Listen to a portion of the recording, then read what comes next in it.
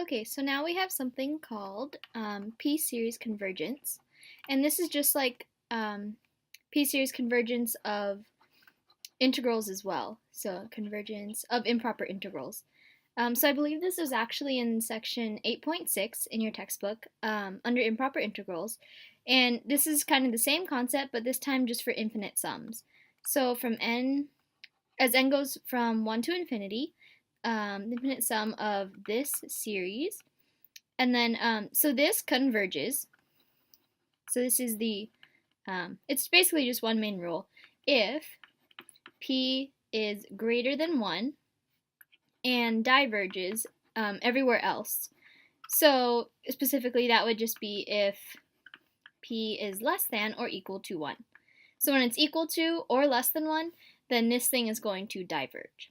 Okay, and then so I'll add on another little topic here because I have quite a bit of space.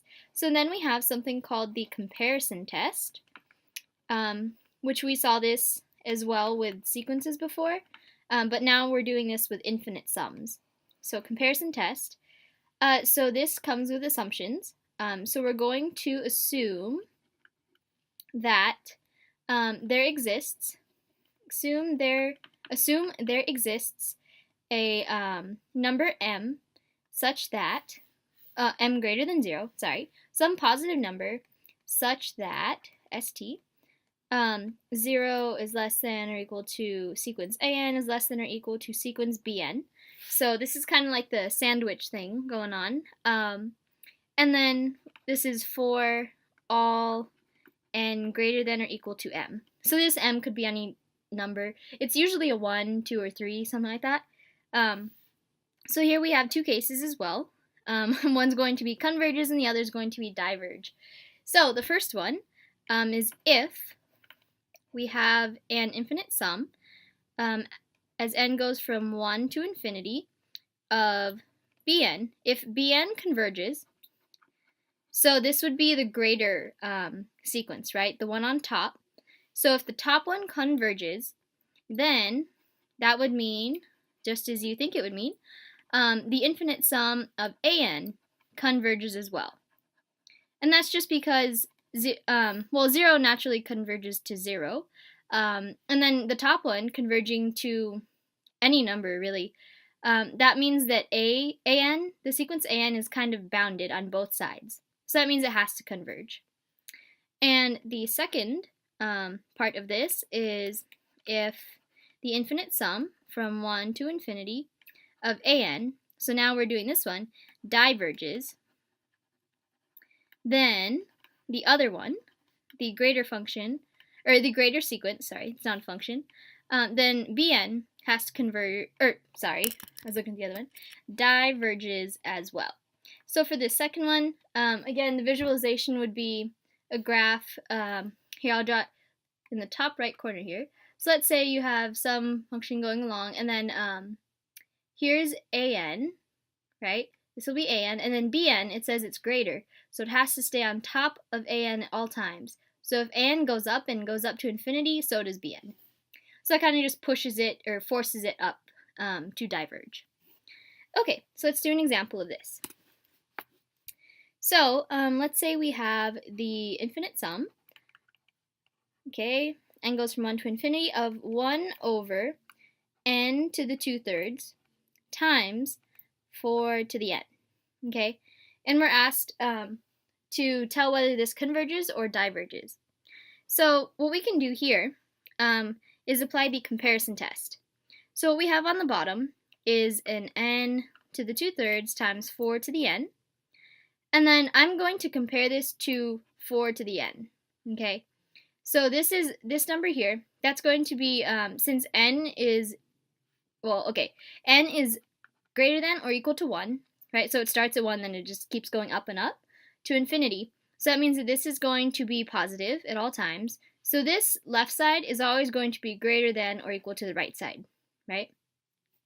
So, and then, as I said before, for n is greater than or equal to 1. So that means, let's say we want to put both of these to the -1 power, because we want this to look like our a sub n, right? So the left side's going to turn out with all of this on the bottom. So that's good, we got what we wanted. But then when you raise things to the -1 power, it's kind of like the same concept as when you multiply by negative. So the inequality is going to flip signs here. So then we'll get that that is less than or equal to 1 over 4 to the n. Okay? And then, so from here, then these are both positive functions, or positive sequences, sorry, I keep saying function, positive sequences, so they're both going to be greater than or equal to 0, so that's good. Okay, so this is like our a sub n, as I said before, and then this is our b sub n, if we're using comparison test. Okay, so comparison test, that's what we're applying here. Okay, so let's look at b sub n, this sequence here, and see what its behavior is as it goes to infinity. So we have n goes from 1 to infinity of 1 over 4 to the n. So this you might recognize. I'll rewrite it in a little bit different form here. 1 over 4 to the n power, right? And this actually converges, and we know that because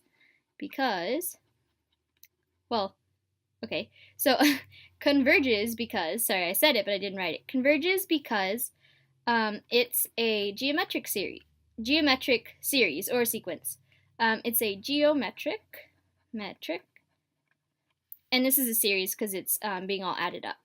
So series, and the r value is 1 over 4, which is less than 1. So that's good, and it means that it converges.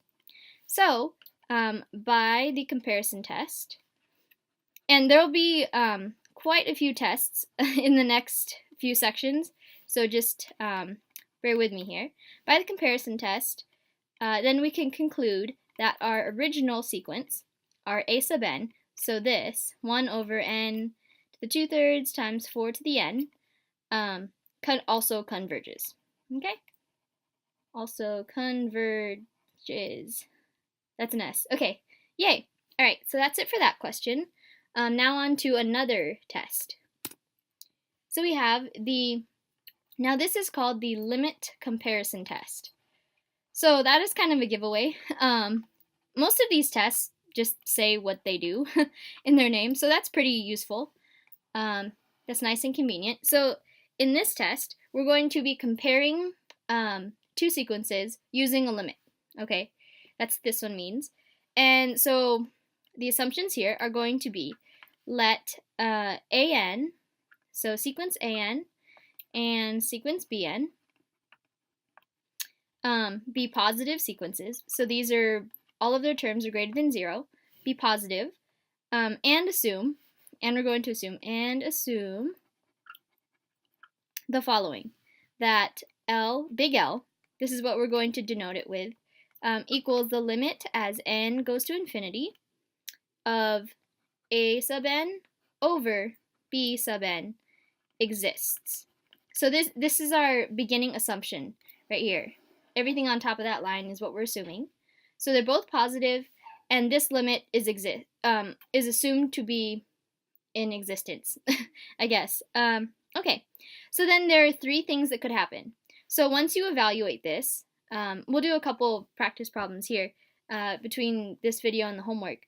But if big L, so if this limit turns out to be greater than 0, and, if anytime L is greater than 0, so any value greater than 0, then the infinite series of the two sequences, sorry, can't talk, then that of a of n and the infinite series of b sub n are going to behave the same. So I'll just write have same behavior.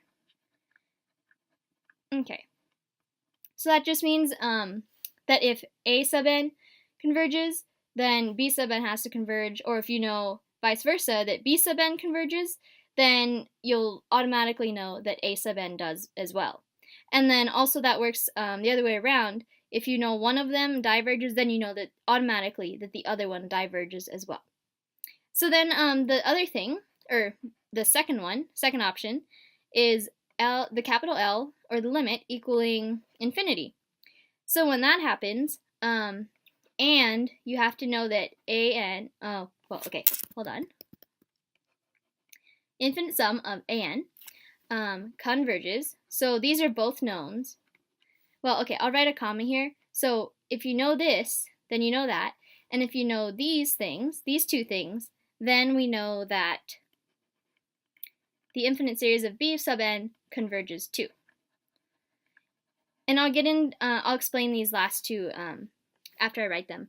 So then the last option is for the capital L, the limit, to equal 0.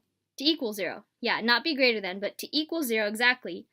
And we know that b sub n converges. Then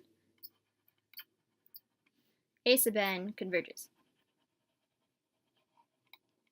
Okay, so these last two, you can they're just derived from logic, I would say, because if your limit is going to infinity, that means that the top, whatever's on top, so in this case it's the sequence, but we've done it before when we're comparing functions, like f of x or g of x or anything like that.